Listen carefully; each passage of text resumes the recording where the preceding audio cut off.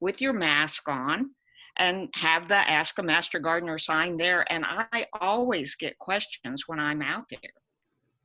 Now, we're not handing out any literature, but I usually just guide someone on their iPhone to look up the WSU links for all the different sources of information. And people are very appreciative of that. And I've always maintained that these Ask a Master Gardener events are the entryway to actually becoming more knowledgeable for the clinic. So that's kind of where I come from. Well, good. Yeah. Sorry about my clock.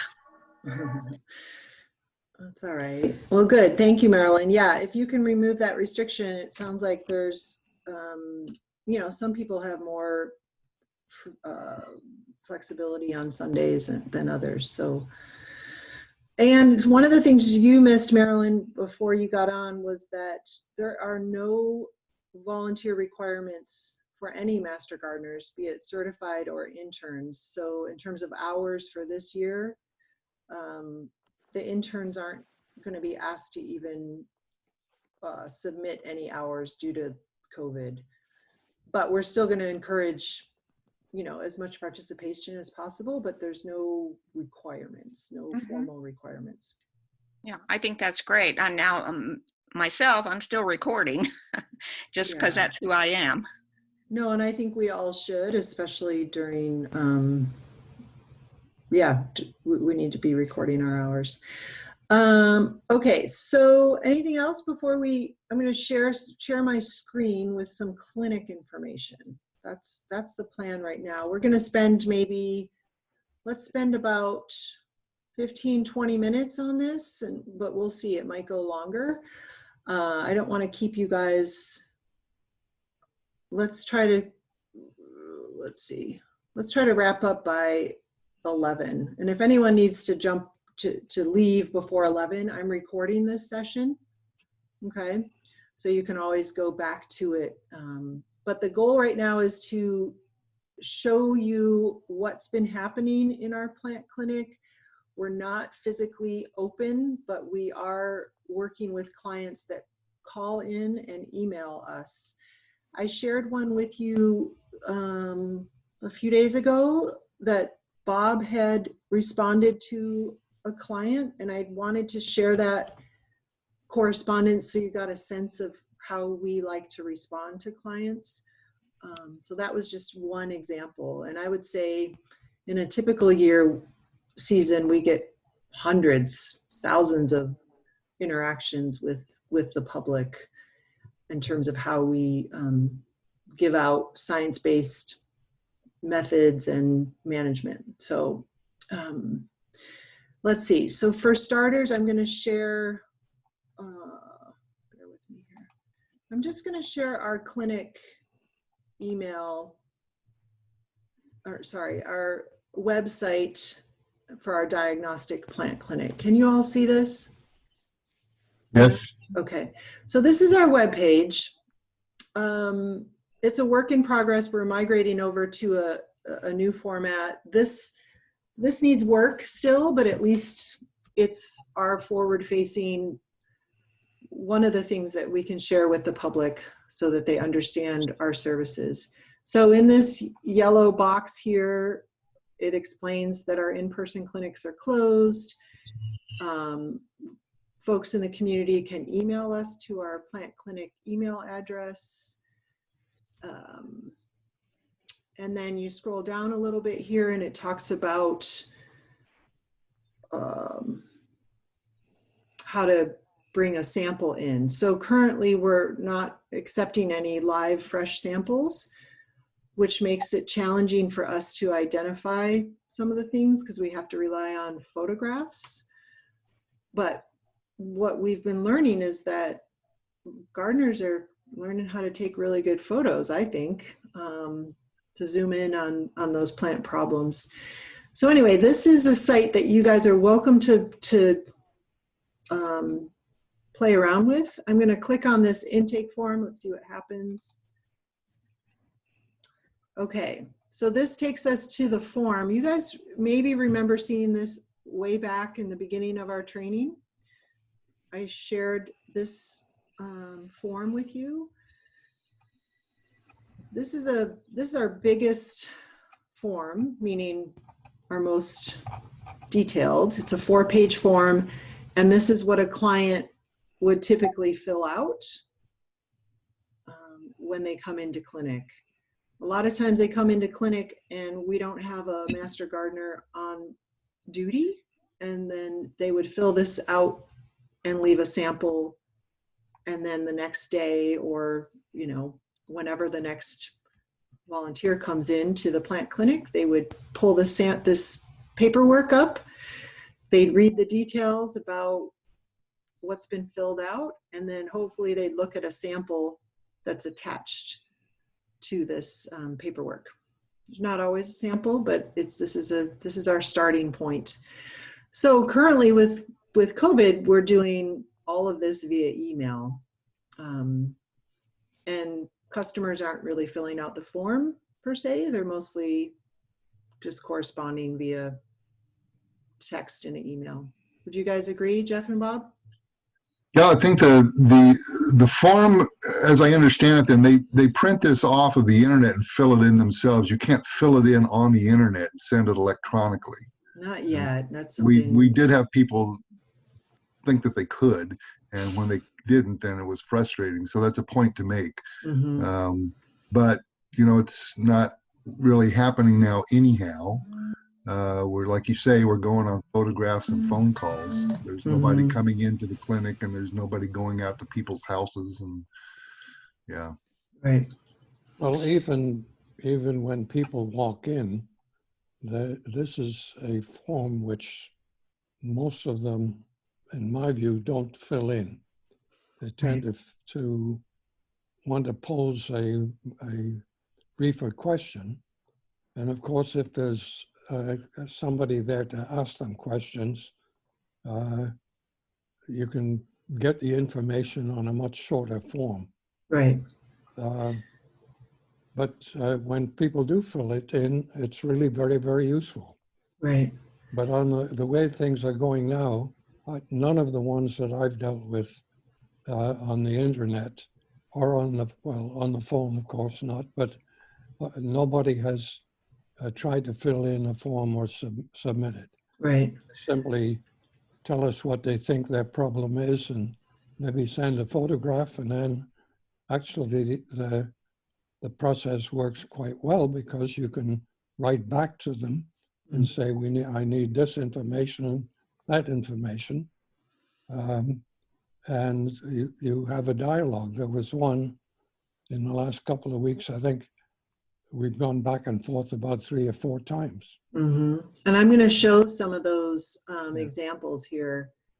But yeah, that's helpful. And I would say too, when we're training interns to become clinicians, these questions on here are really the questions that we end up talking and dialoguing with the customer about. So that's why this form is useful, even just to read, because when you do it, like you said, Bob, when you interact, these are some of the key questions that you try and tease out. A lot of times I've noticed, if somebody,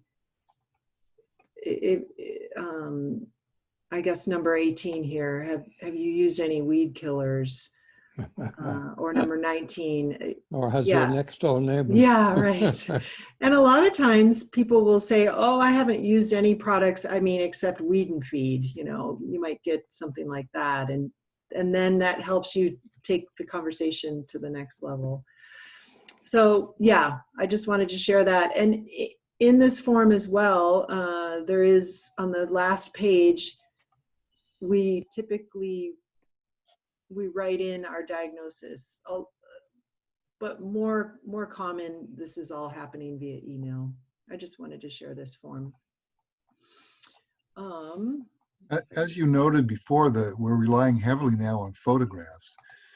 And because of that, I wish there was something on this page when we start talking about how to deliver questions and plant material, a little something, a little blurb on how to take a photograph. Yeah. Or what we need as diagnosticians. We need pictures that are in focus. It seems like a no-brainer, but we get stuff out of focus all the time. And I always ask for three things. If people ask me, well, what kind of photographs do you want? I say, take a picture of the entire plant, so an aspect shot, and if you can, include the area that it's in so we can see Right. things like drainage and soils and what's growing around it and the shade and so on and so forth. Take an image that is kind of immediate, an intermediate shot in that it shows the entire plant, if you can. If it's a tree, you're not always able to do that, but as much as you can. And then in the third shot, give a close-up of as close as you can get and still be in focus of the specific problem that you're seeing. And if we can have those three shots, that's the bare minimum, I think, that does us the most good. But it's digital, so I always say take as many as you want. Right. But those are the three that are going to give us information instead of just willy-nilly going at it, you know, and maybe or maybe not getting what we need as diagnosticians to give a decent diagnosis. Yeah. Okay, that's great. I'm going to add that because I think in the web page it just says send your digital photos, but we can give more description. If you want, I can write a little blurb for it, and Sure. you can edit it any way you want. But Yeah, that'd be it good. covers just the stuff that we've just talked about. Okay. Any questions from the interns at this point? I know this is kind of general, but I know some of the interns, like Mary Lou and a few others, have actually been answering some plant gardener questions via Facebook. So that's great. I'm happy that you're engaged in that, because any way we can reach our clients is fantastic.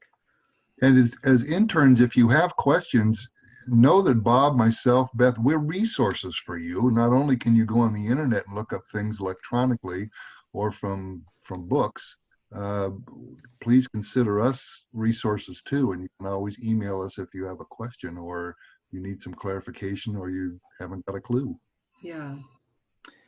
So this is now, are you seeing this screen? This is our plant clinic email.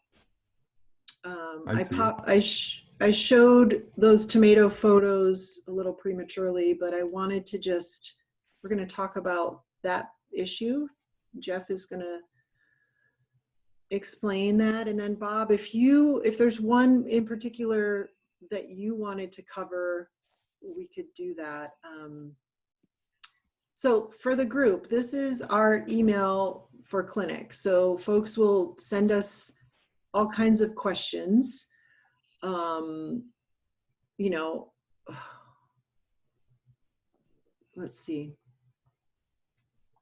We had a recent one on someone's having trouble with their garden soil. So they're sending these great photos, trying to find out why they're having issues. So this is not one that I think that we've responded to yet, but the question, sorry. Okay, yeah. So I spoke with this client. I talked with you before lunch. Here's some photos of the garden. So this is a new gardener. I just want to touch on this one really quick, then we'll turn it over. Brought in a bunch of new soil, planted a bunch, and was having issues, went down to the beach and harvested some seaweed and some sand, brought it back to the garden.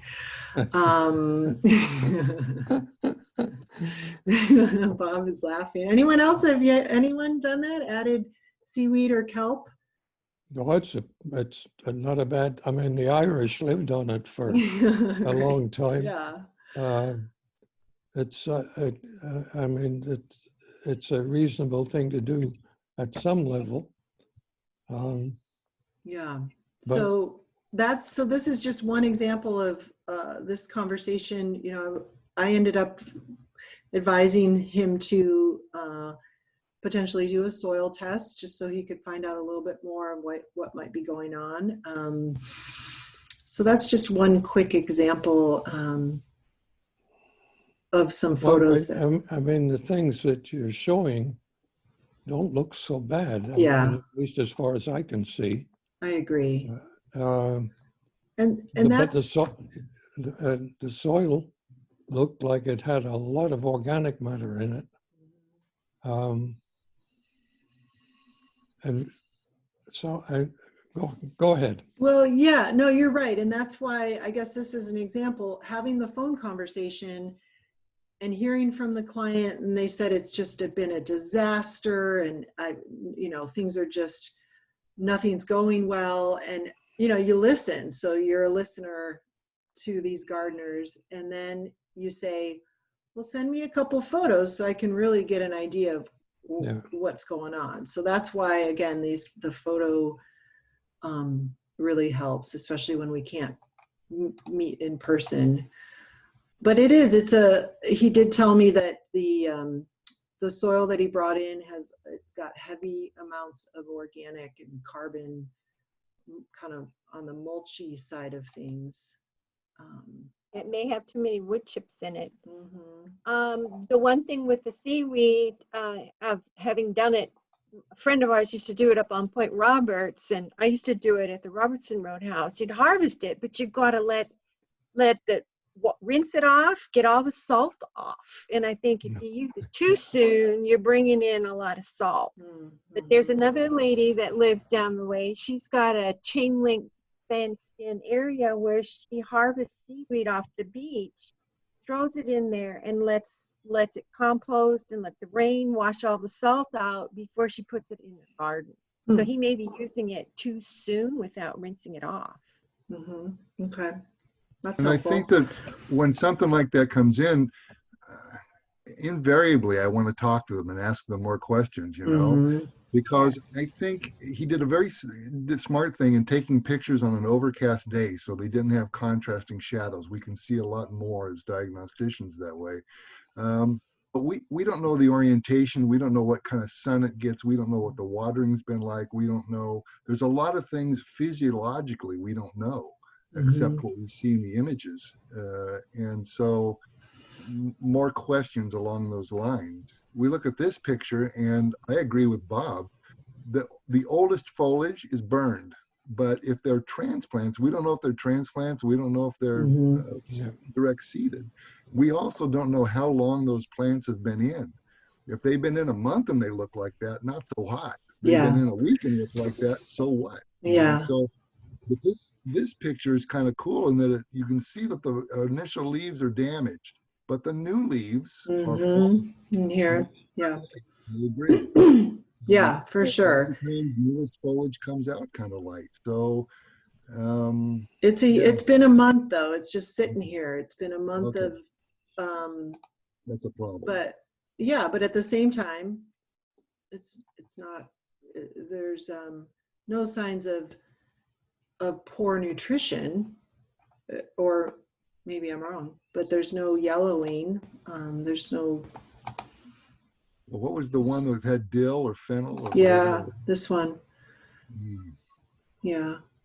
So that's just an example of how when we start working with clients, as Jeff and Bob just said, like it can take some time to, and the beauty of it is that we're here to help, and we learn through the process. So that's one example. I think what we should do, Jeff, I'm going to pull up the tomato one. Okay. And you want to talk about that one for a minute? Sure. See if I can find it. So Beth, I have a question. Sure. These are going to just you guys, these messages. I mean, I'm not sure how we, as new master gardeners or novices, how we would get to see these or answer them. That's a good question. And that's exactly what this session is about. Because I think in a normal setting, in a normal year, you guys would be coming in, throughout the week and tackling all of these with a veteran master gardener. So because we're all stuck at home, having a method where you as master gardeners new to the program, have a whole bunch of knowledge, being able to join the team and become a clinician that can answer these questions. So at the end of the session today, I think if you're interested in jumping on and tackling some of these, we'll give you access. This is a email. This is one shared email. Okay. That typically you would come in and sit at the clinic desk, but you can actually access this remotely. Can I make a suggestion? Yeah. That if one of the trainees, and I think it's a very good idea for them to tackle one of these, but before they send their answer out, that they send a copy either to you or to Jeff or to me or to all three of us to see whether we think it needs more information. Yeah. Yeah. Beth, I just have a question or comment. Yeah. When we were looking at that last photo in the raised box, it looked to me like they may have filled their raised box with all compost. And I'm thinking all compost isn't really the best thing to grow. You need something else mixed in with it. And so that's my comment and that's my question. Yeah, no, you're exactly right. I mean, what if Jeff and Bob thinking and you have to kind of mix something with it, don't you? I mean, if they filled it with compost, you're correct. The compost is going to keep on competing for nitrogen. But typically, and the one I want to look at after Jeff has talked about the tomato, will show you pictures of things that you would find if you were trying to grow the plant in just compost that wasn't completely composted. If they used one of these commercial mixes, 3-way or 4-way, they are typically 1 part sand, 1 part what they call topsoil, which isn't necessarily, and 1 part rotted sawdust or 1 part compost. So those typically have a high level of carbon in them. And at least in the first year, the tendency will be for the plants to look yellowed, etiolated, really not terribly healthy. That can happen. The nitrogen content of those soils is very, very low. And trying to remediate it with something like kelp will take a while, because the kelp is got to be composted. It's got to break down to release its nitrogen. Yeah. Oh, it can be a disappointing first year. Well, thank you. Yeah, you guys are on the right track, and that's what it was. It was an imported blend of soil blend, but it looked like it was heavy in carbon material. It surely was. Yeah. And I think Wendy's question also points up something else that is not a problem, but it's one of the cons, kind of like, and the pros and cons of photographs is that they're static. And so you don't know if that's a layer of compost on top or if that's a whole bed full of compost. Right. And so that becomes a question that needs to be asked, or filled out on a form or whatever. It's very pertinent. And so that's what we have to sort of interpret the photos and take what we can from them, but they're not going to be the answer. It's always working with the client. Right. It's pretty fun, I think. It's a detective story, isn't it? Yeah, it really is. And usually, most gardeners are just so happy and hungry to receive helpful information and cull out the garbage out there, in terms of there's a million opinions about how people can garden, but WSU is, and any extension program or science-based, research-based program will give you the best answer. So that's why That's why we're here.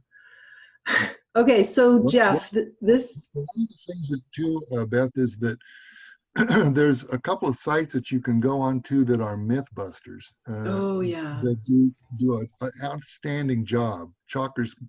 Linda Chalker-Scott. Yeah. Yeah. If you can Google that and look up some of the information that she has on Mythbusters, Yep. it includes things like eggshells and includes things like Coffee Epsom salts grounds. and what to put on. And there's just a boatload of those things out there. And on the Facebook pages, you're eternally getting people recommending these things that are worthless. Yeah. And have been proven scientifically not to work. So people spin their wheels all the time and can't figure out why things aren't going their way. It's because some of the remedies that they're using are not efficacious. Yeah, absolutely. What was the name of that Mythbuster? Linda Chalker-Scott. Here, I can put it in the, Chalker-Scott is Linda a Chalker-Scott. hyphenated name. She's got the it's a Mythbusters. I can't remember the horticultural myths. We have a website for it, or you could Google that. I will share it. Linda There's a guy that's got Chalker-Scott. a podcast. His name is Joe Lampier. I think Oh, yeah. it's anyhow. He has had Linda Chalker-Scott on several times, and those podcasts are available. You can listen to what she has to say. Yeah, that's great. And they are just outstanding. You can download them, and so there's a video format, audio format, and they then transcribe those into a written format, so you can read the interviews and have those on your records. And I recommend those to all the new and old master gardeners that have been at it for a while. Is he Old Joe meaning the gardener? experience. Pardon? Is that Joe the gardener? Yes, I think so. Yeah. Okay. Yeah. I've recently got turned on to those podcasts, and he is amazing. Outstanding show. Yeah. Yeah. Joe the Absolutely. Gardener. I just shared the screen. Chrissy, thank you for bringing up the link. Chrissy, thank you. This is the Horticultural Myths, Linda Chalker-Scott. She's a faculty member with WSU. And she has a blog called The Garden Professors. And these are some of the content. There's one, The Myth of Curative Kelp. So she kind of unpacks the science behind it, and so have a look here. And then, as was pointed out, there's some videos, podcasts of it too, which is probably somewhere within this page. So Just because the title says that it's a myth doesn't mean that if you see, the myth of kelp on there, that it doesn't have any kind of value. Right. You have to read the article, Yeah. because she'll outline what is useful and what is not, and what the codicils are, and yeah, it's just a lot of good information and very readable. There's not a lot of big highfalutin scientific words or anything, so it's I can understand it. Okay. One of the things on her site is the column that says how plants work. And in dealing with almost every question, you really have to keep that in mind. You got to keep in mind the plumbing system of plants. That is, where they get their nutrients from, how they move through the plant, and so forth. Because if you keep that in mind, you'll tend to think of all the things which could interact with the problem that you're dealing with. Good point. To me, it's a key thing almost every time a problem concerning a plant comes in. Now, it's a problem concerning an ant. It's probably quite a different matter. Right. And we haven't talked about it, but the plant clinic also deals with insect identification, plant identification sometimes. So it's not just plant problems. Right. What we don't deal with are occasionally we would get people come into the clinic that felt like they had a bug crawl under their skin or something. All things that are human health related we do not deal with, and don't spend any time on that. You just have to insist that those people go to the health department. Yeah. Don't answer questions. Don't say, okay, we'll look into it. Don't give any kind of hope or promise for an answer. We just don't deal with that. That's one thing. The other thing that we don't deal with, and we're, by law, we can't answer questions that have to do with cannabis, anything, because, as you know, it's illegal federally, and part of our funding comes from the feds. Yes. So we could get in a lot of trouble if we start answering questions about that. So no, those are two of the big no-nos. Yeah, good point. And we do have, in the physical clinic, we have guidance on both of those in the binder. The other thing to mention is if a client comes in and they're a commercial grower of any crop, we as master gardeners only help home gardeners. So we have Chris Benedict is our ag agent. So anything that's, say someone comes in and they say, oh, my apple trees have problems, we have a conversation and we say, oh, you have backyard apple trees? And if they say, no, I've got 50 acres of apple trees and I'm selling them commercially, then we as master gardeners take down as much info as we can, or just make sure to share that, pass it on to me, or more directly pass it on to Chris Benedict. Again, because we're not physically in clinic, it's not really coming up very much, but when you guys come back into the clinic office, it happens on occasion, and it's best to just direct those commercial issues directly over to Chris. That includes landscapers, yeah, because we get a lot of landscapers coming. They're starting to ask us questions, and unless we find out that it's a landscaping company, then we're answering questions that we shouldn't be. We're not. Like Beth says, we're just, at that point, you just shift into gathering information. Do not put an opinion out there. Do not put a diagnosis out there. You just write all the information down and pass it on to Beth or Chris. And that's, people will come in, like commercial landscapers will come in with an issue that they're having with a client, like, oh, how do I prune this client's tree, or what's the disease? So you can also divert that and tell the professional that, hey, we can't give you the advice, but if your client wants to come in, we can definitely help the client directly. Does that make sense? Yeah. Okay. Okay. Questions from? Let's get Jeff to talk about the tomato. Let's do it. Okay. Oh God, all we need is listen to him some more. Let's see, share screen. So we had a lady send in some photographs and a question that had to do with her tomato plants. That, as you can see, she says nearly overnight these dark spots appeared. And if we can scroll down to the photo. Is that was all we got from her? That was the initial. Correct. Okay. So then correct. She sent these pretty nice photos of her tomatoes. So this is 1, 2, and 3. I think that's it. Okay. So what happened when you got these photos then? When I started looking at them, I'm looking for symptoms. Remember, symptoms versus signs. So the symptoms are the plant's reaction to whatever is bothering it. And as you look at that, I'm sure in your own mind, you're noticing the yellowing. You're noticing the splotches of purple. You're noticing the dark spots of dead tissue.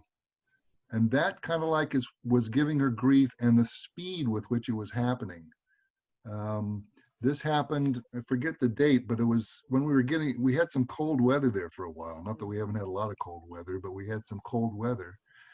And it turns out that, as we were saying before, almost everything has some bearing on, your diagnosis and what you come up with. So at this point, you're just gathering information. It's real easy to say, oh, well, this is what it is from the first photograph, you know, but it's a danger, it's a pit that a lot of people fall into. That's people that have been doing diagnosis for decades. That's people that have just begun. That you make a snap judgment, and you never want to make a snap judgment. You just take all the information in and then think of and do research on what the possibilities are. And know that it's not always an identification of a pathogen, a bacterium, a fungus, or a virus. It's not always that. Sometimes it's just eliminating what it isn't. You know, if you look at these things, she didn't show it, but the whole plant was showing the symptom of the chlorosis, the purpling, and you can see on the under vein on this. As a plant pathologist, I never ever look at a plant that I don't turn the leaves over almost immediately, because so much goes on underneath the leaf that is pertinent for this sort of information gathering stage. And if you turn these leaves over, you see those veins are purple. So there's no pathogen that does that. As you probably remember from some of our training, is that the entire plant is showing this kind of faint purpling. If it's not on the surface of the leaf, it's on the veins on the undersurface of the leaf. You can even see it on the small little petioles of the individual leaflets. You remember the tomatoes, the leaflet is not just this big leaf in the middle here, it's all the other ones back on the stem too. When the stem then attaches to the plant, there's a little growth bud right there. Anything outward from that is the leaf. It's a single leaf. So that's what I'm talking about here, is that all the leaves show this kind of chlorosis. All the leaves that you can see in these photos show that, that purpling too. So if you got on hort science and pest science and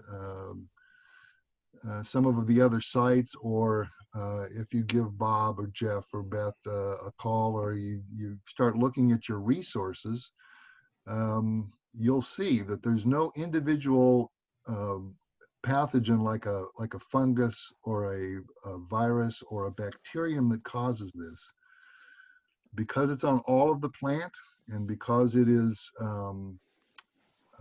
very similar on the whole plant, you have to wonder if it's not something environmental that's affecting the upper parts of the plant, or if it's affecting all of the root system.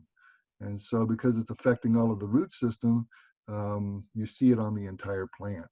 If it's a pathogen, generally you'll see individual leaves, you'll see margins of leaves, you'll see sections on the plant, not the whole plant. The whole plant doesn't come down all at once like that. That's not the way biology works when you have a causal agent like a bacterium, fungus, or virus.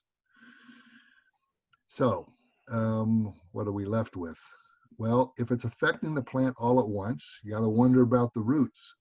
Is it nematodes that are affecting the roots? Is some kind of an herbicide been put on the soil? Is the fact that the temperatures have been cold, too much water, something affecting the feeder roots, and so they're not picking up the nutrients? And if they're not picking up the nutrients, then you get that yellowing. The official term is chlorosis on the entire plant. So it seems likely that it's something that is either in the soil or something above the soil, or both. And in your research then, what's going to start coming up are things like nutrient deficiencies and nutrient toxicities. Now that's a sliding scale. So what's a deficiency in one plant is going to be a toxicity in another plant. So when you talk about deficiencies and toxicities, just know that it can be either one of those, and you can get very similar symptoms on, say, a tomato plant. And if you were looking at this and you thought, well, I see the purpling, and it turns out that she had kind of cold temperatures, and according to my research, phosphorus is not being taken up. Phosphorus deficiency makes that purpling. Phosphorus is unable to be picked up from the plant if the soil temperatures or the environmental temperatures, the ambient temperatures, or both are too cold. The plant doesn't pick it up. And I think that's what she has here, is she has chlorosis because it's not picking up nitrogen and some of the other things because it's too cold. And then she has the purpling because of the phosphorus deficiency.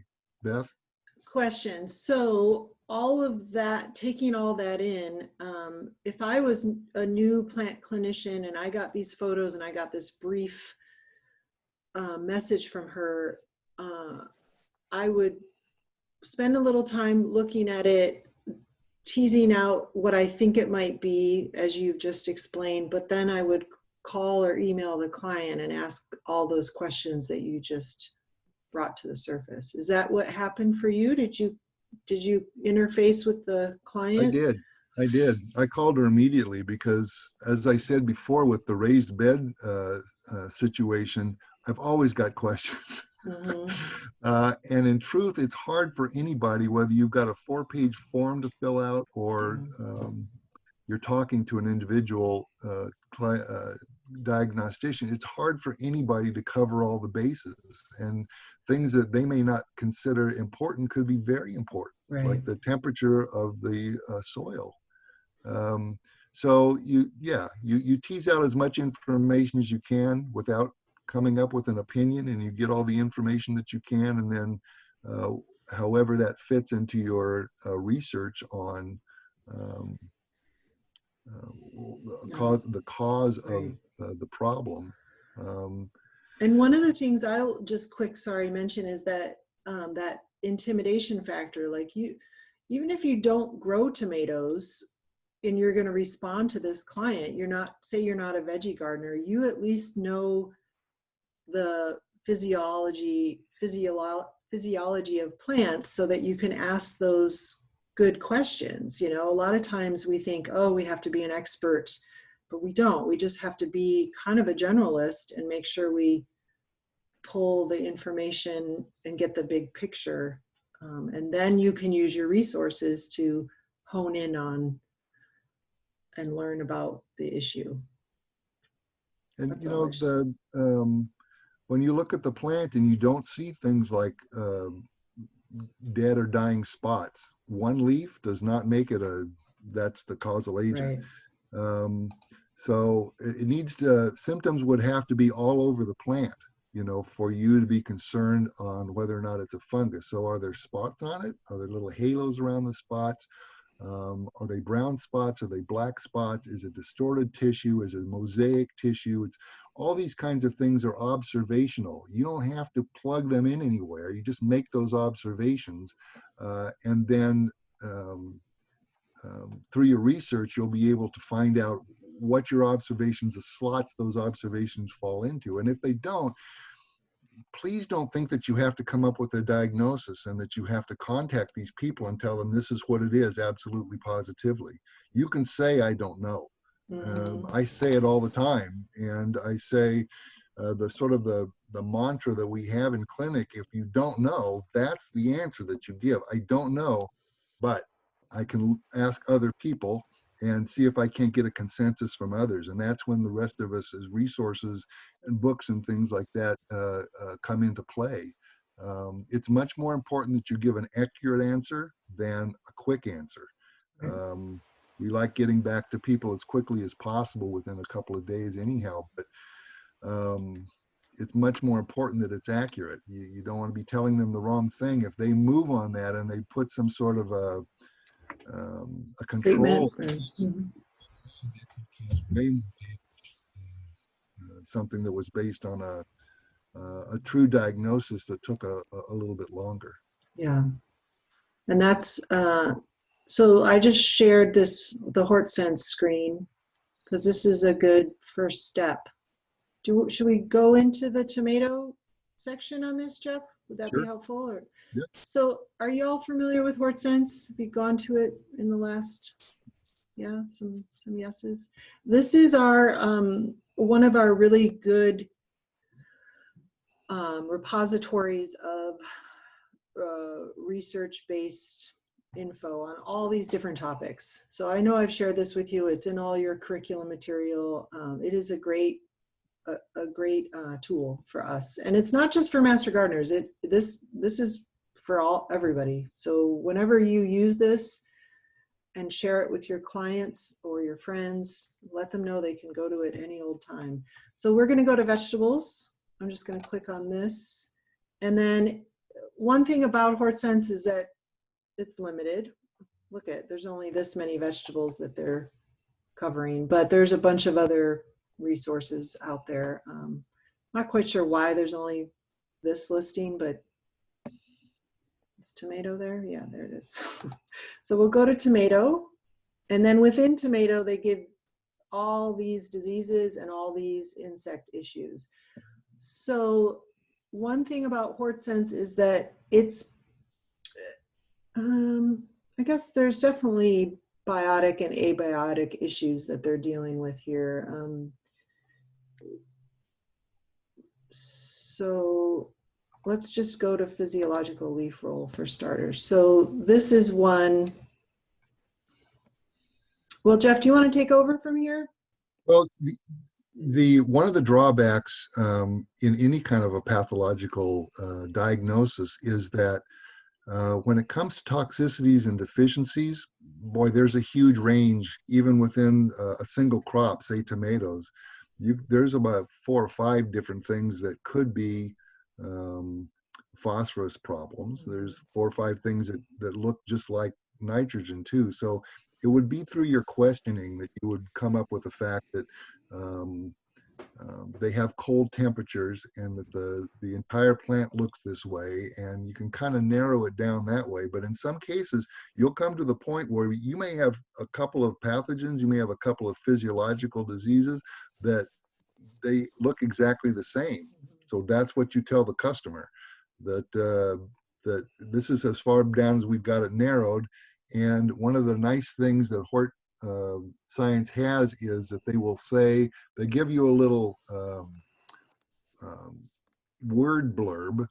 The photos are not always that great, but they are there, and you can kind of zoom in on them too. But the word blurb, you got to be nervous about that too, because when anybody describes something to you in words, it's going through your filter. It's coming from their filter, and what they write down there may not have the same meaning that is going into your brain. So, excuse me, be careful that that you put too much weight in the word description of any of these diseases. Photographs are way better. And if you don't have photographs on this site, but you think that might be the situation, then go to the internet, put in what you think it might be, hit images, and look at some of those images. Right. But their photos need to match your photos. Right. So then it not only gives you the little word blurb up on the top, but then you get management options, non-chemical management. So lots of times cultural things that you can do, things that control of other things like insects. You can try to control the insects, all cultural practices instead of a chemical practice. But they do include chemical management and chemical practices. Now you know, as all of us know, that master gardeners are not that hip on petrochemicals.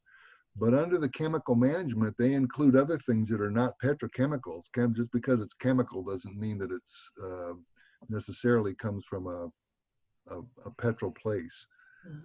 So they'll list the chemical management, and then they won't exclude the petrochemicals. They'll be there.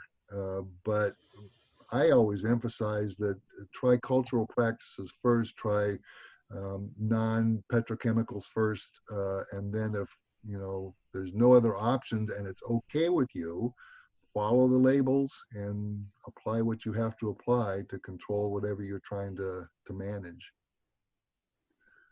Yeah, good. Questions? I have go ahead. A completely different kind of question.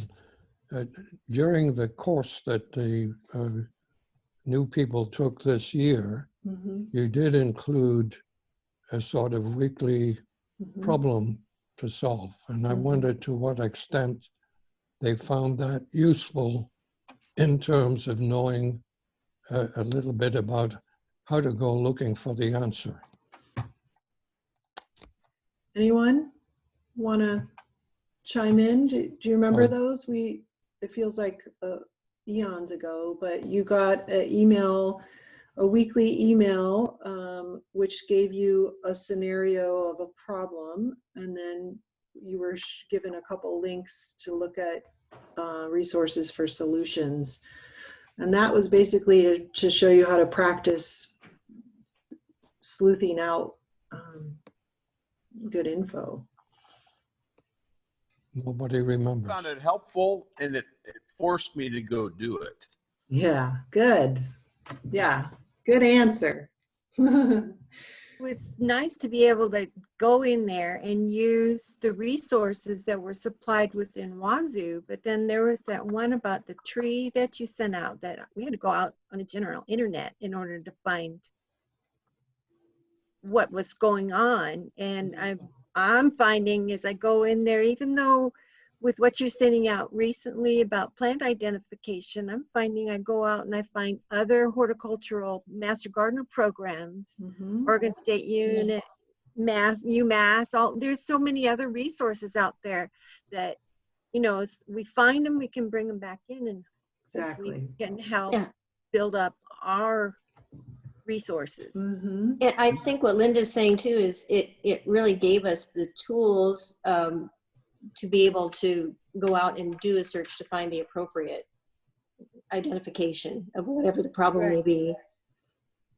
And just as a reminder, when you put in a search, put in WSU after that. If you put in, you know, tomato leaf problem, WSU, put in OSU, put in Cornell, put any land grant university, you get rid of a lot of junk.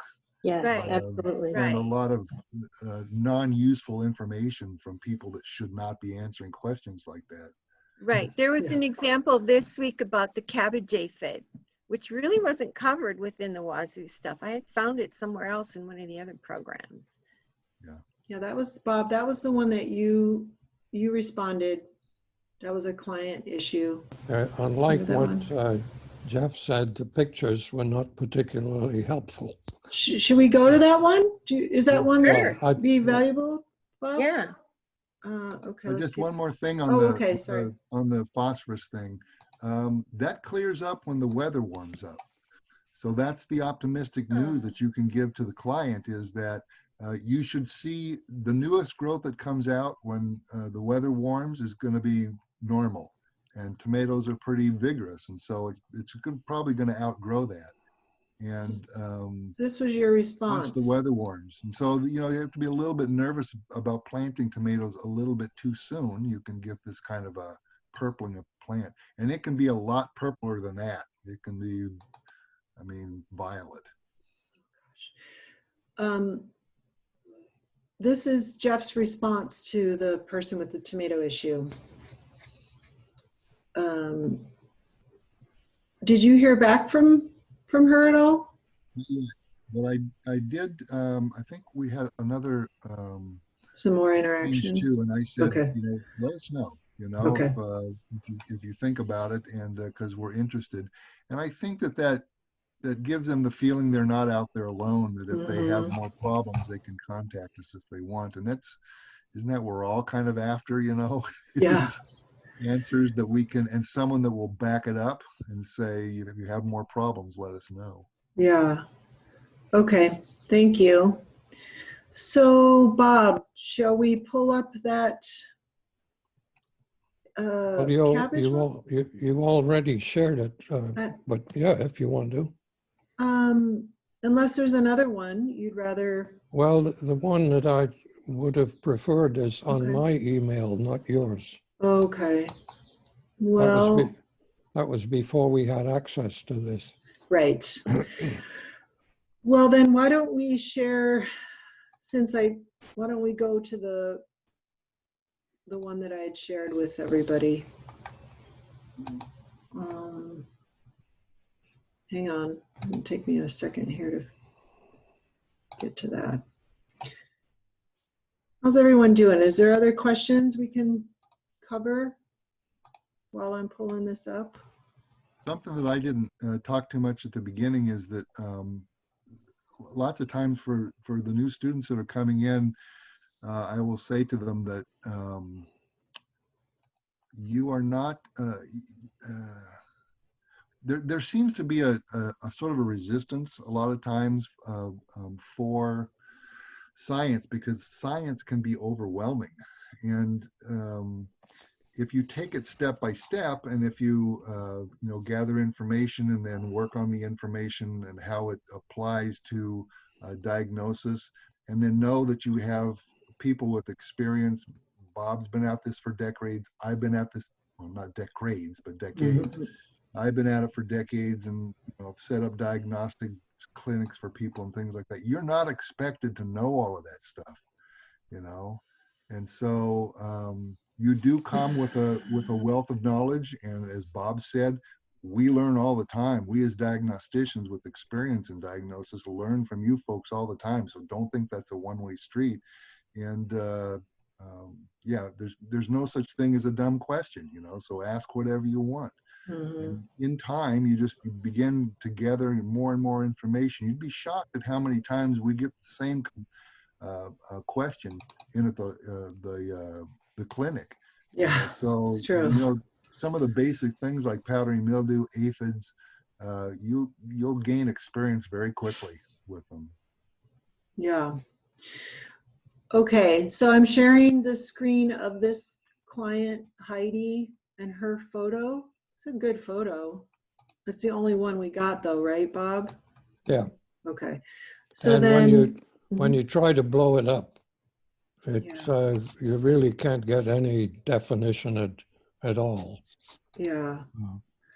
Okay, so the client sent this in and said, can you help me identify this disaster? Gelatinous, rolling all over. Some were hatched, some were crawling. It's interesting when people have first-time experience with aphid or some other pest, and it's pretty freaky. Okay, so then, Bob, what happened? Do you want to talk about this? Well, I mean, the obvious thing to do was to try to see as much detail as possible in the photo, and it was not possible to get much detail. What you could see when you blew it up a bit was a lot of what looked like webbing, but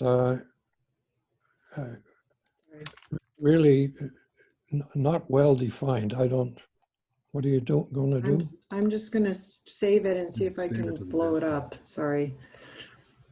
And because of that, and the client's description of things crawling around in eggs, I mean, that suggested two possibilities. The kinds of things that you would get are either caterpillar-like things or aphids. If there were mites, the client wouldn't be able to see them.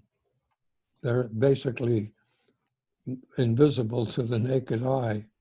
And so in responding, I suggested those two possibilities, except that the first one of something that was more or less like a caterpillar, if it was a caterpillar, it would be excreting caterpillar poop, which is black. And there was no indication of that.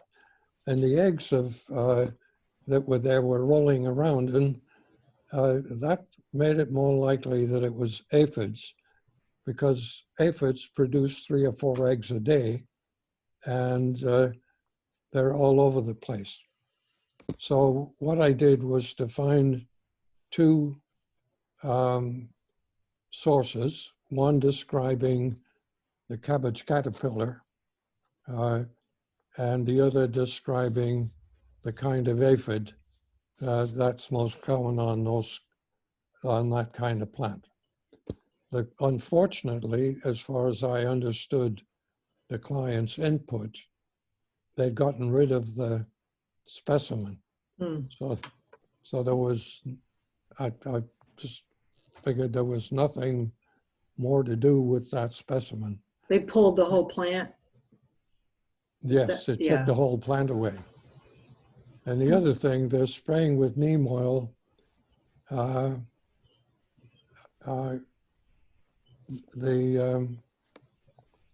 don't think neem oil applied to the soil was going to do anything for anything. So, Right. but I didn't comment on that. Neem oil is the magic ingredient Yeah, these days. it is, right? And we put it on the Yeah. soil. That's interesting. So making sure people understand if they're using a product, read the label and use it appropriately. I think if it was me in my garden, I probably would have pulled that out as well as a management tool. Like, oh, I don't want this to spread to the rest of my crops. Oh, if absolutely. I've got, I wasn't suggesting that right. it should have been kept. But that's the threshold. Some people wouldn't. They would say, oh my gosh, I want to treat this until I correct it. But sometimes the best correction is just removal. Yeah. Okay, so you. If I could just chime in for a minute. Like I said, Bob and I have been at this a lot, right? And we don't always agree. And we're always adding things to each other's diagnosis too. And so in this case, we need to note that aphids don't actually lay eggs, they lay live young, but the young that come out look like they do lay eggs. Yeah. And so aphids are born pregnant, and generally they're squirting out the live young. And this particular aphid also produces a kind of waxiness, a protectiveness that's on it when it's in mass like this. When they're so crowded together, you can see it, and that's what that white powdery stuff is. Can you go up a little bit? You see that leaf on the top by her thumb, how it's curled over and distorted? It's not open and flat the way a brassica leaf usually is, huh? Yeah. And that's because if you spread that open, you'll see on the undersurface of that, the aphids there's a lot of aphids in there, I can guarantee. Yeah. And they've put their mouth parts in there, and the chemicals from their mouth part distorts the tissue, plus they're taking out a lot of the metabolites of the tissue, so the tissue grows abnormally and it's all distorted. And you can see some of that distortion in the other cover leaves, but not like up in the corner like that. And so that was one of the things that I threw in there as a possibility. But I think that, there are cases where aphids will lay eggs, but by and large, the vast majority are born pregnant, and they squirt them out as soon as they're born practically. So go ahead, Jeff, Bob. There was no indication that, the eggs, if they were rolling around, were probably not from a caterpillar, are not going to produce a caterpillar. And something that threw us all off a little bit was a description by the client that was not true. There's no gelatinous mass there,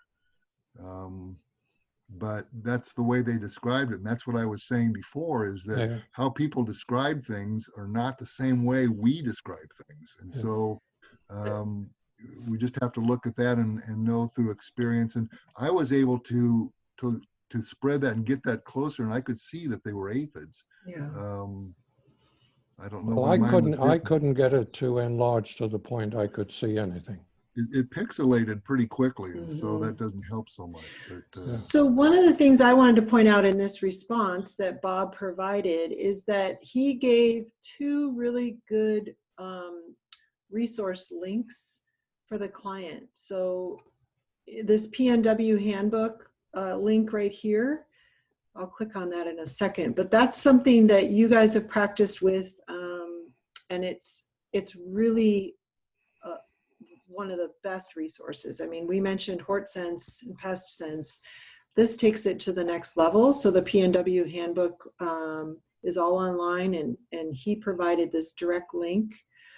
And he also described, he doubts the problems in the soil. He also gave, well, maybe this is just the same link here. Okay. He provided HortSense up here, and then a second resource with the PNW handbook. Should I click on that? You guys want to see it? All right, we're going to click. So then the client can go in here and become further educated. Double click. Oh, did it not work? What do you guys see? Nothing. No? Double click on it. Well, sorry.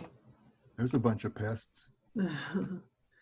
Let's see, exit, share screen. How about now? No? Yeah, that's it. Okay, so this is the link he provided, and it's awesome. I mean, it gives you so much detail, great photos.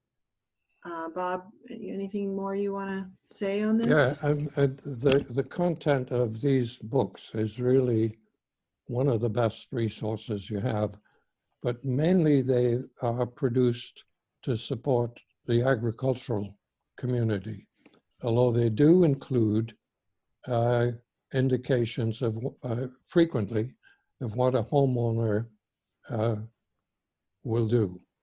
If you really want to go beyond this level at WSU, you can often find very detailed information beyond this, describing in enormous detail the life cycles and so forth, which are written for principally farmers who specialize in a given area. I find those interesting for myself. I hardly ever have given one to a client. Mm-hmm.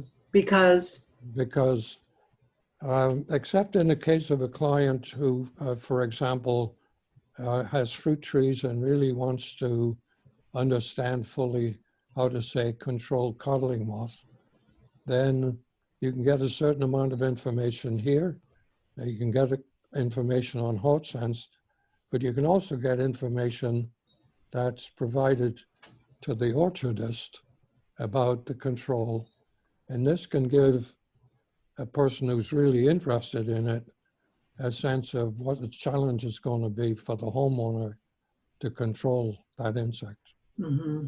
So there are, and the reason I'm mentioning this is the master gardener, as a master gardener, you might be interested in it even if you weren't going to share it with the homeowner. Yeah, good point. We don't want to overwhelm the client, but Yeah. yet you're right. I mean, there's so much, and Yeah. and on this.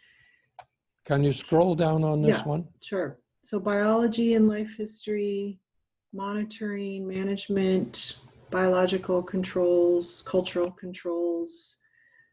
And then here's, on this particular one, a big list of things that the homeowner can use if they desire to do so. And then following that, the ones that can only be used if you're a certified applicant of pesticides. Okay. Do you all see that distinction? This list is for home use. This is what you can buy off the shelf at a garden center, reading the label. This is what we as master gardeners can recommend. And then these commercial products are available for the commercial applicator in the large agricultural setting, right? Yeah, in some of the sites in this same source, instead of separating these two, they'll have a list and there'll be a little H in a box after ones which are available to the homeowner. Yeah. I'd like to If click. you want to do something else, a completely different one was the one about the chestnut tree. Before you leave this one. Oops. I can go back. Any questions from the group? Well, go ahead, Jeff. I was going to say, if you're doing research on it as the diagnostician and you find this page and you think this page would be a good one to send to the client, is everybody aware on how you can get that and copy that address? So you go up to the top where up in what's here, you listed. mean? There, you highlight Yeah. it, You and then do go down and copy. copy. And then you would go to your letter that you'd be writing the client and put it in the letter. Right, you reply and put it there, and then you might, like Bob did, give a little descriptor about what this link is and what it isn't. Yeah. So that's a good point. I mean, just practicing how you would actually attach a link. And the link comes through pretty nice. I mean, here's what it looks like. You get this photo. I don't know if Bob made this more stylized or if it's just how the link shows.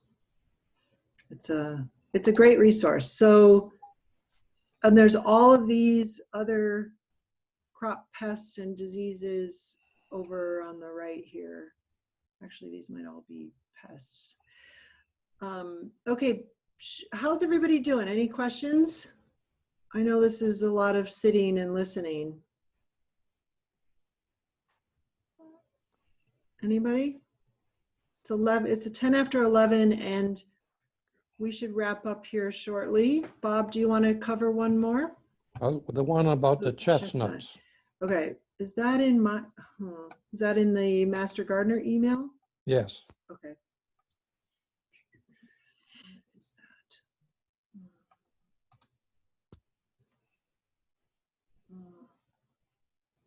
Hang on.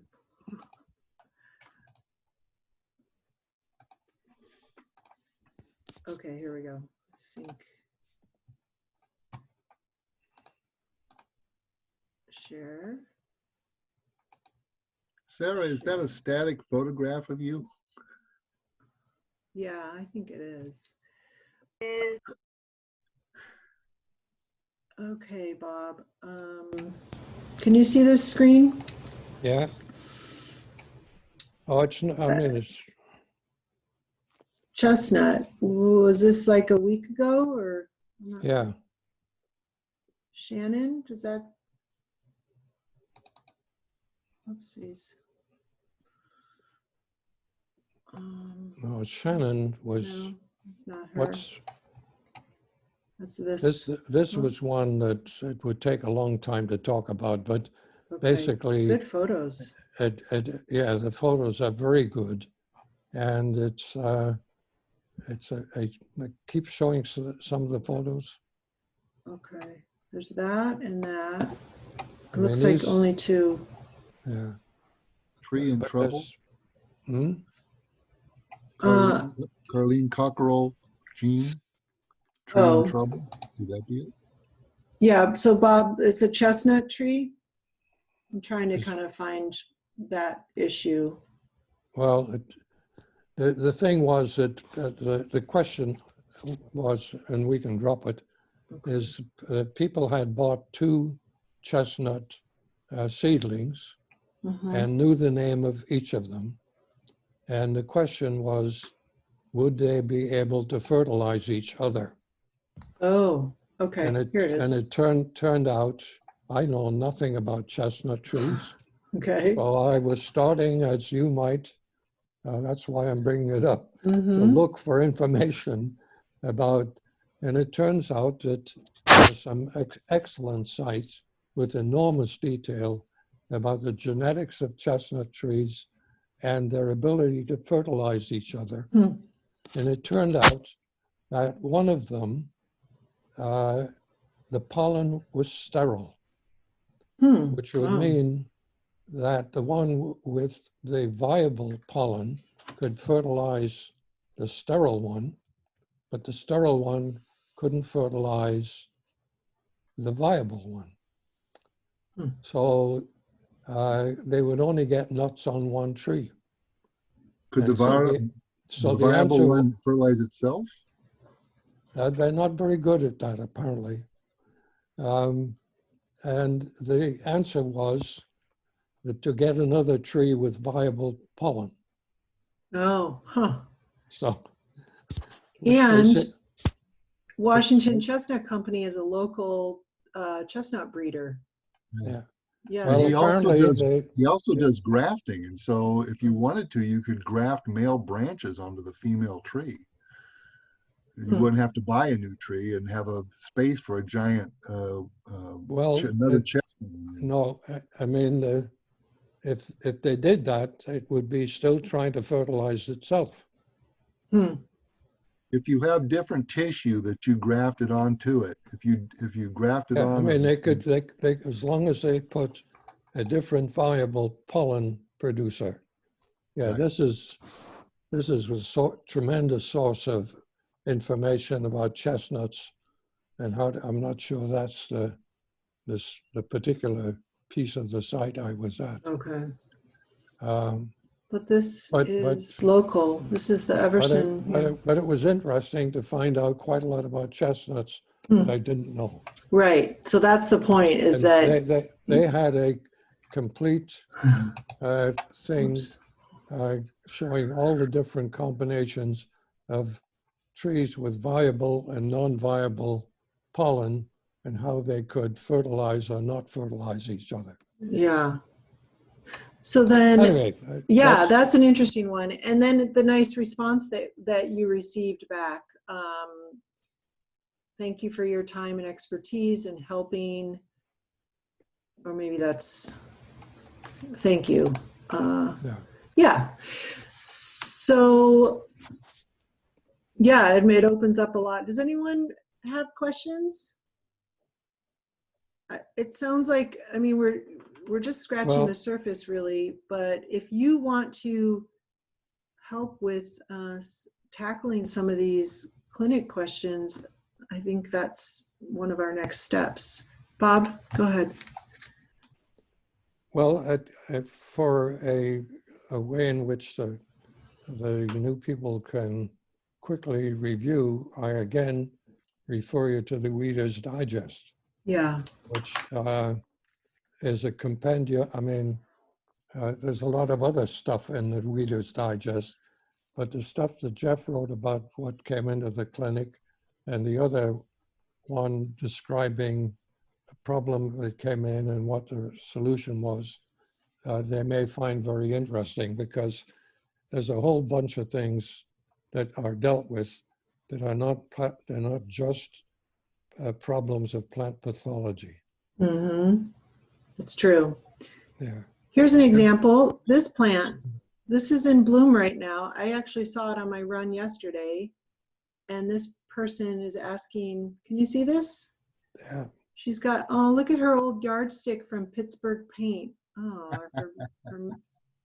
It's probably worth a lot of money now. I know. Anyone know this? Like, is it jasmine? Looks like jasmine. Looks like jasmine to me. Fragrant. I mean, yeah, flowers are right, the leaves are right. Yeah. All right. And the smell should be indicative. Yeah. I mean, I honestly, it's in bloom right now and it's gorgeous. Yeah. I am impressed by the photos that we're getting into clinic. Like, these are some great photos, which the traffic is different. It's not people walking in, it's people sending these pictures. So just know that a lot of the solutions are easy or you know, there's just a variety of things. So any questions? There's another one. Some bees, 25 bees. Here's the latest list of phone calls that are sitting on the clinic. So these are just like starting points of issues. Sometimes these are quick phone calls back, and sometimes they require more details or, you know, more interaction. So that just gives you an idea of kind of some of the general issues. we spent a lot of time on this. I don't want to keep you guys any longer. Well, it's almost lunchtime. I know. So the rest of the crew here, I'm going to send out an email with follow-up, and I think let's meet again, maybe in a couple weeks. Yeah, I just had one question, Yeah. Beth. Yes. With the garden hops, Oh, yes. is that gonna? Do you think that's ever gonna happen? Well, I think that the garden hops are, because of the pandemic, not anytime soon. I know Yeah. you guys successfully went to Bill Carter's house, right? To his garden. Yeah, well, there were 4 of us. Oh, really? Okay. So- So that in that regard, I mean, if you keep the numbers down to, 8, no more than 8 people. But I'm wondering, you go into Costco, you go into any I stores, know. you're wearing your mask, so kind of like, I understand that completely. It's a tough situation, but when we're doing it as a Master Gardener kind of sponsored event, that's where Yeah. we have to be super restrictive. so how do you think we should proceed on this? I mean, maybe if and when we go to phase 3, that might mean that we meet the requirements to do that. Right. Well, there's a possibility we'll go back to phase 1 Yeah. because the positives are spiking in Whatcom County. They had 50 in the last 2 or 3 days positive. And that means a whole lot of people have been exposed to somebody who's positive. Yeah. I'm one of them. Who's that? Chrissy, I'm stuck at home. Some of my husband's work got tested positive. Oh, wow. So we're home for another week. Okay. On the phone-ins, I indicated to you I would do the first 4 on that list. Did you get my email? Oh, you and Jeff maybe can talk about that. So Bob, if you and Jeff want to chat about that at the end of the meeting, I just don't want to hold anyone else up.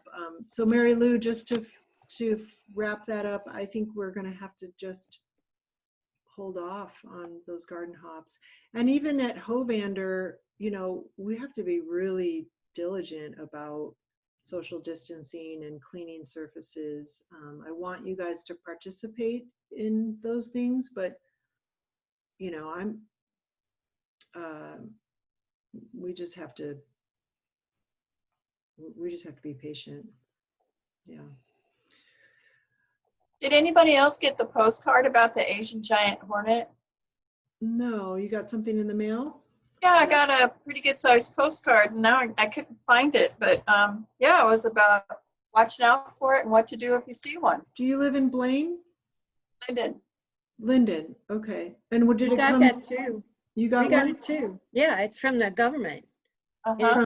it teaches you how to make your own trap. And then if you do catch one, then you contact the government, and then they bring out more traps. Yeah, that's good. I'm glad that you got something in the mail.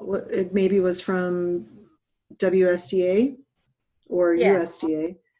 WSDA. You all know that on our website, can you see this? Yeah. Our homepage. So because we're in Whatcom County and we're part of the team of responding to this, and WSDA is working out of our office setting traps and monitoring traps on a weekly basis. So if you or someone you think you have seen one, or you do want to set a trap, the same information that you got on your postcard is also right here. So we have a map.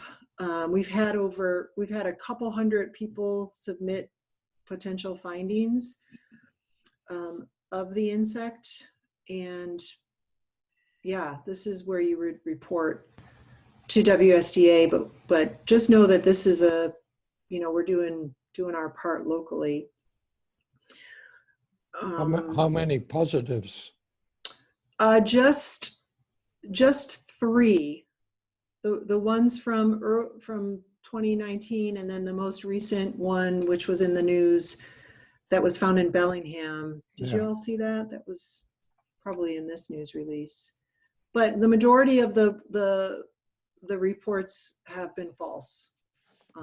And maybe you guys, maybe that was in the postcard, Mary Lou and Linda, that making sure people don't, that they become educated and not swat and kill every insect that they see, thinking that it's. Yeah, I think I remember there being a picture saying if it's fuzzy, it's not an Asian giant hornet. You're right. And there has been a lot of great publications put out there about what it is and what it isn't.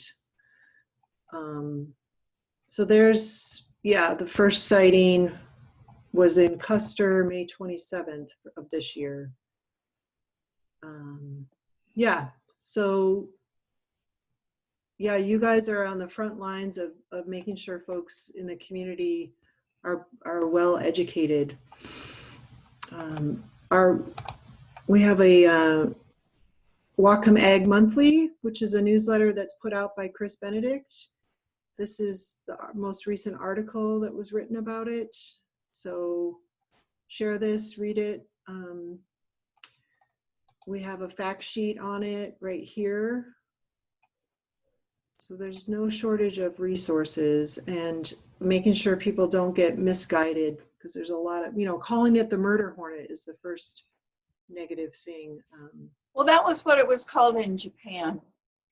Yeah. And so it's taken off in a way that is getting people hyped up. I mean, it's definitely deadly, but the scare tactics, I guess, are an issue. Can someone tell me what kind of nest do they have? Does it look like your typical? I think, I'm not sure of that, if they're a ground nester. I'd heard that they are a ground nester, and then I had seen photos of giant hornet nests in Asia that were in trees, but they were later I was told they were a different kind. So from what I've heard, it's a ground nester. My understanding is they're in the ground and rock crevices, and can be in piles of rocks, can be in places that shore up the roadway, but are in the ground. Okay. And I just have one more thing to share. Sure. Yes, please. I got together with Karen Henriksen, Mr. Gardner, and it was funny because we met at Rotor Home. Yes. Bellingham, and I'd never been there before. So we parked in the back parking lot, and she talked from me in her car, and I was in my van. And so we had like this 2-hour meeting about Master Gardeners doing a garden hop, with the whole group. Yeah. And then just talked about other things. So we were there for like 2 hours talking. So it was a good meeting. But since we're getting off, I'm going to tell a story on myself. So here we're there 2 hours. I've been drinking coffee. I've been drinking iced tea. I'm thinking, man, the first stop I need to make is the bathroom. And she had just driven away, and I started my van, and it wouldn't start. Oh. And it was totally dead. And I thought, oh God. And I figured out later I left the key on and the lights on. Oh, bummer. So, but I carry one of these little hot shot things that I can jump my own vehicle. But as soon as I got out of my van, I thought, oh God, I can't hold this any longer. I got to find somewhere to go. And so I'm looking around like a deer. Are there any people around here or anything? So I went behind the bushes next to the building. Good for you. Well, then I could go hot shot my van battery. But, oh man, I was telling you, I was so glad there was nobody around there. Yeah, you're like a farm girl. Well, that's it. You don't. Yeah. I thought it was kind of funny. Thanks for sharing. I'm glad this was helpful. There's a lot of other things that we could cover, but we're going to wrap it up. Remember that there's a virtual picnic at 5 o'clock on Zoom if you wanted to sit and join in on that. They're going to be the Master Gardener Foundation at 5 o'clock tonight is going to be talking about all things related to Hovander, etc. And there's going to be a presentation by Erin Moore, who is actually one of our clinicians. Erin is going to be teaching on summer pruning of fruit trees. So she's one of our master pruners, and we didn't get a chance to have her lecture to the class. So if you wanted to join in on that, she'll be speaking, I think, right at the beginning of that meeting, and she'll have a slideshow. All right. So thank you all. I appreciate your time, and I miss you all, and can't wait till we can regroup. We're going to follow up. Yeah. I'd just like to say thank you to Bob and Jeff for being here today, joining us. My pleasure. Yes, thank you. Indeed. All right. All right, We're we'll be here in. for you if you have more questions, you know, or if you want some confirmation on your diagnoses and things like that. I'm always ready. Yeah. Bob's always ready. He just sits there with those headphones on. He's got a big garden. Yeah. All right, you guys. I'm gonna sign off, and we'll share more on clinic. If those of you are interested, you want to start diagnosing things and having some folks check it, we'll get in a system going. Okay. Okay, that'd be great. Send me any ideas you have. I'm happy to hear from you. Okay. Ciao. Bye. Oh. Thanks, everyone.